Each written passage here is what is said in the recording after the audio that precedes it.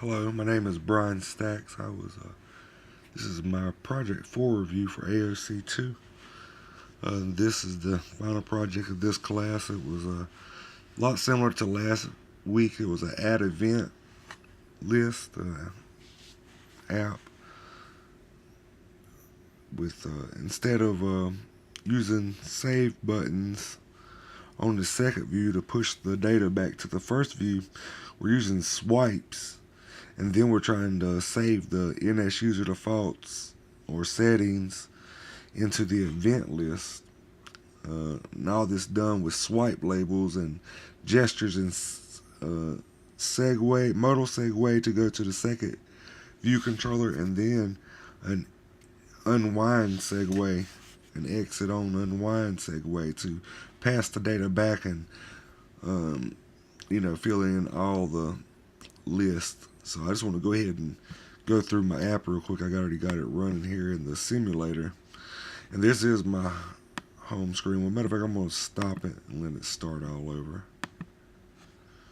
Alright, so as you see, this is the opening screen. When you come in, you'll have the event list. You'll have a save and clear button. I added the clear button. It wasn't part of the project. It was just something to help me get through it where I wouldn't have 1,000 things in my list while I'm trying to keep going over and over code, trying to iron things out. But I'll go ahead and use my mouse here to swipe.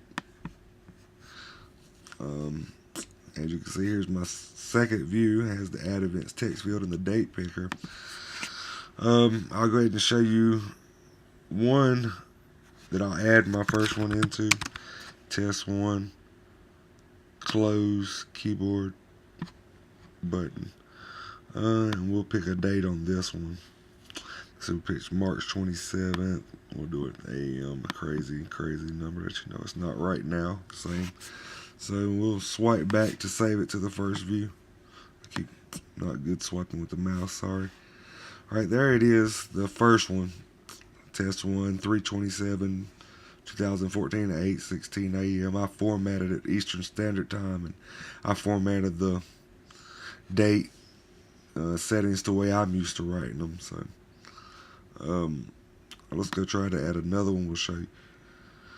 If you just didn't add anything and just tried to go back by swiping, it would throw you an error. Please put it in an event.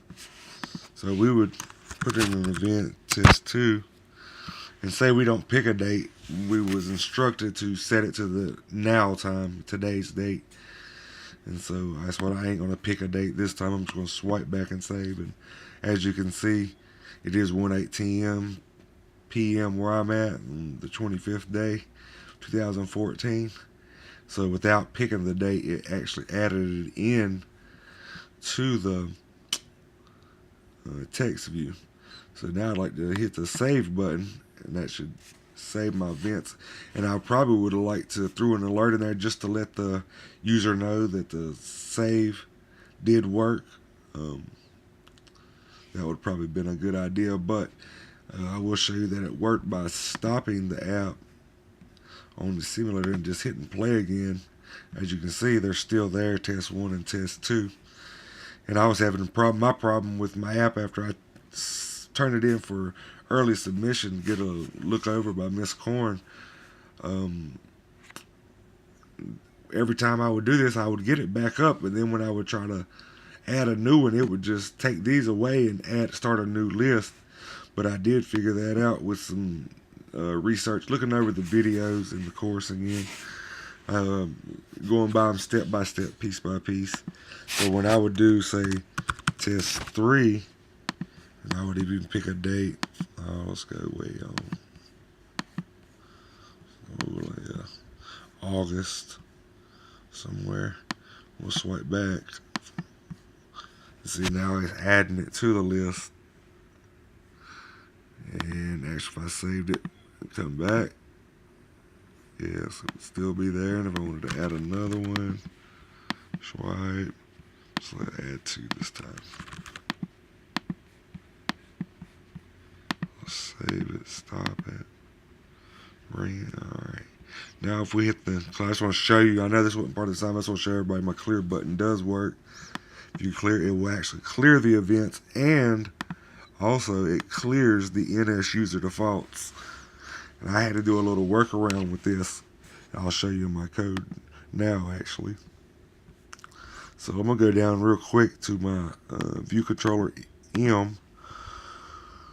And yes, this is my clear button right here. And what I ended up having to do was actually take the event list that I was setting the NS user defaults into, the mutable string. Then I was just setting that whole mutable string as to a blank, and that would reset the whole thing. And then also the same thing with my text view.text. Just to clear it out of there, I just put it into an empty string right there, and that cleared it out into an empty string. Is pretty much what it started out as. This would be my save, my NS user defaults. I just called my NS user defaults defaults. If defaults is a valid object, my saved event list is my event list. Default set object, my saved event for the key event list. And then I just NS logged out just to make sure I was getting that. And this is actually the action done when swiping back and saving the data. I'm formatting my date, as I was telling you earlier, my way I'm used to it. Actually, on the view controller 2, that's where I set my Eastern Standard Time on it. And I just logged out a date right here just to make sure I had the right date on today's date. Named my second view controller, then I appended the strings from my second view and my date picker right here into the event list mutable string. That's what my text view.text is, the event list. The view did load. I had to do my right swipes just to get the swipe recognizer to go to the right. On swipe function was a function that was created up here. That actually just goes to the second view.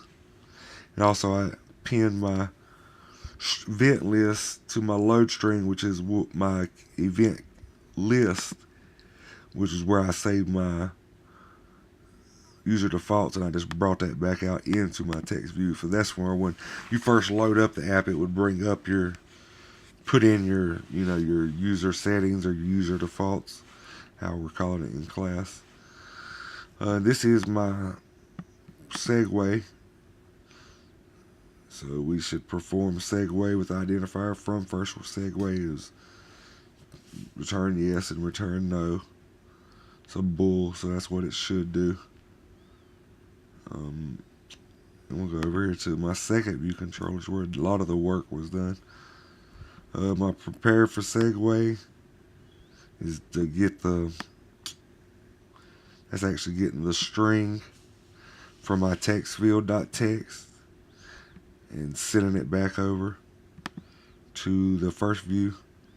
And this right here is my conditional statement, checking to make sure the text field was done, and then to finish the on swipe. What it's supposed to do on swiping is supposed to go back on there's all my swipe stuff to tell it to swipe to here. The remove keyboard action is pretty easy. You just resign first spawner. I just done it a different way probably than a lot of people did. This on click method here is actually where I set my Eastern Standard Time and today's date. Set the identifier, which kind of calendar. This is actually setting it to today, and the minimum date. Oops. Is all done right here through my date picker min date. Offset exponents to date is today and options 0. Then I just NS logged that out. Then I done a date formatter again. I wanted my date style like I showed you earlier the way I wanted it. And I just logged it out here too and added it, into my new string. Was that, and that was all it was done, and it was just brought back over, and I showed you my app. So this is my project 4 review.